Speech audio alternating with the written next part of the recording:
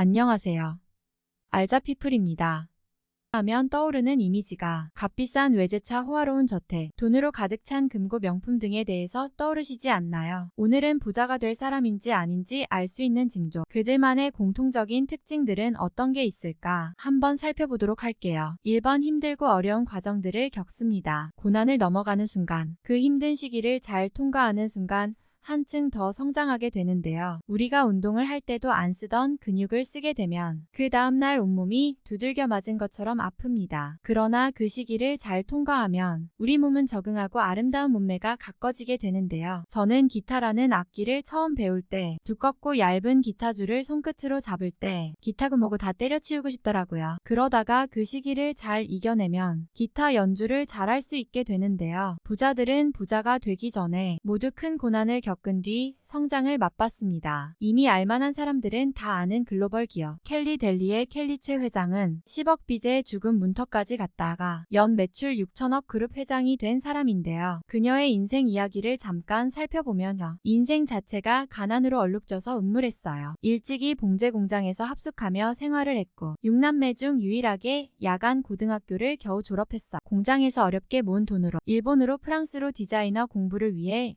유학을 선택했어요. 맨몸으로 부딪히며 말하기 힘들 정도로 어려운 고생을 하며 졸업했으나 디자이너로서 최고가 되기엔 한계가 있으면 깨달았어요. 친구의 권유로 광고회사를 공동으로 경영하다가 10억이란 엄청난 빚더미에 앉게 되고 이후 힘든 나락으로 떨어지게 됩니다. 거기서 인생을 마감할 수 없었던 이유는 한결같이 자신을 믿어준 어머니 때문이었어요. 그녀는 다시 일어서기로 마음먹었어요. 힘들게 초밥 장인인 일본인 셰프를 만나 스시 데일리 론칭을 했어요. 그렇게 켈리 델리의 씨앗이자 모체였던 도시락집이었어요. 그 대박을 만나기 전에 외롭고 험난한 시간을 거쳐 지금의 엄청난 부를 축적한 사람이 된 것이죠. 그녀가 이룬 부와 성공을 본다면 모두들 부럽기만 할 것입니다. 그러나 어려운 시기들을 모두 겪고 싶어 하지 않죠. 어렵고 힘든 시기를 지나 마침내 성공한 사람들의 이야기는 우리에게 강한 동기부여를 줍니다. 편하게 놀고 먹으면서 부자가 될 생각이라면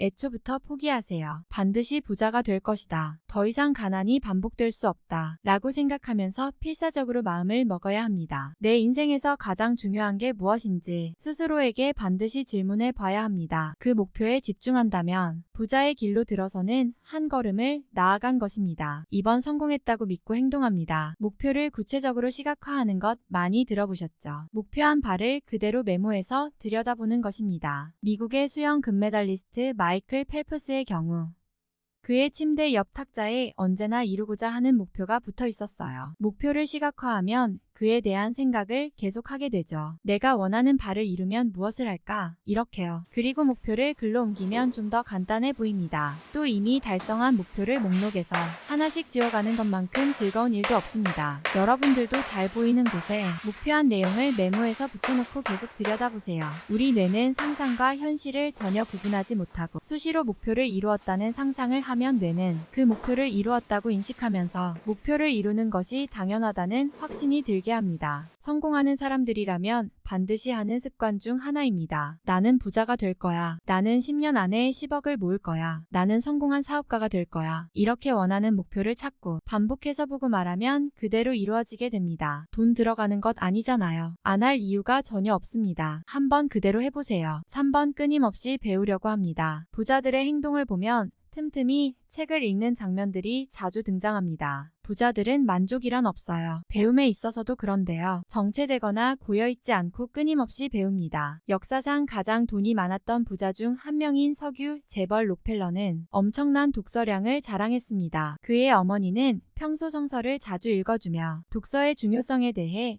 어린 시절부터 교육을 받고 자랐는데요. 그는 독서를 통해 자기 개발을 꾸준히 하며 엄청난 부를 일구는데 독서가 큰 도움이 되었다고 합니다. 19세기 미국 최고의 부자로 기억되는 철강왕 앤드류 카네기는 집이 가난하여 학교를 다니지 못했지만 평소 엄청난 독서를 했어요. 당시에 읽었던 독서로 카네기 일생에 큰 힘이 되었어요. 세계 최고의 부자 반열에 오른 테슬라 창업자 일론 머스크는 하루에 2권을 읽는 책벌레라고 합니다. 이렇게 책을 많이 읽게 되면 글 쓰는 실력도 수준급이 됩니다. 부자들이 모두 독서광이었다는 이야기는 알았는데 나도 꽤 책을 읽은 것 같은데 왜 그들과 다른가 의문이 드는 분들이 있다면 끝까지 봐보세요. 그들의 독서법에는 특별한 부분이 있습니다. 돈의 속성의 저자 김승호 씨는 최근 책을 해석하는 능력이 생기면서 스스로 질문을 가지게 될 때 비로소 당신은 부자의 길을 만난다고 말합니다. 부자의 독서법이라는 책에서는 변화를 만들어내는 책 읽기의 핵심은 문해력이라고 합니다. 문해력이란 글을 읽고 이해하는 능력인데 이걸 제대로 하지 않으면 시간 낭비일 뿐입니다. 책을 읽을 때 비판적으로 읽고 생각하면서 또 쓰면서 읽으라고 말합니다. 저자는 매일 독서하는 시간과 장소를 정해서 하루에 최소 50페이지는 읽으라고 말합니다. 그러면 책을 일주일 안에 다 읽게 된다고 합니다. 그렇게 다 읽었으면 3가지 아웃풋을 하라고 하는데요. 읽은 것을 쓰고 말하고 행동하라고 말합니다. 책 읽기의 중요성은 여러 번 강조해도 지나치지 않을 만큼 중요합니다. 나는 책을 읽어도 별로 달라진 줄 모르겠다고 느꼈다면 방금 말씀드린 방식으로 책을 읽어보세요. 많은 책을 읽고 내 것으로 만들지 않으면 아무 소용이 없습니다. 피넬로프 피츠제럴드는 인생에서 모두에게 인정받았음을 깨닫는 때가 2번 있다. 첫 번째는 걸음마를 배운 순간이고 2번째는 독서를 배운 순간이다. 워런 버핏은 당신의 인생을 가장 짧은 시간에 가장 위대하게 바꿔줄 방법은 무엇인가 인류가 현재까지 발견한 방법 가운데서만 찾는다면 당신은 결코 독서보다 더 좋은 방법을 찾을 수 없을 것이다.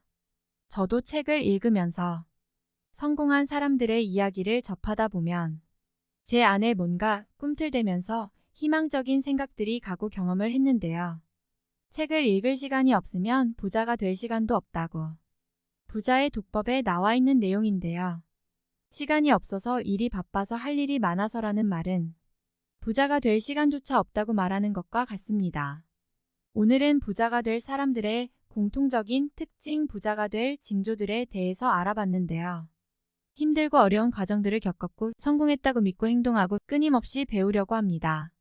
이 3가지에 대해서 여러분들도 고민해 보면서 나에게 부자가 될 징조가 보이지 않는다면 지금부터라도 하나씩 부자가 되기 위한 습관을 들이시면 좋겠습니다. 편하게 의자에 앉아서 부자가 되는 상상은 멈추세요. 편하게 부자가 되는 사람은 없습니다. 영상 잘 보셨나요? 시청해주셔서 감사합니다. 좋아요, 구독 부탁드립니다.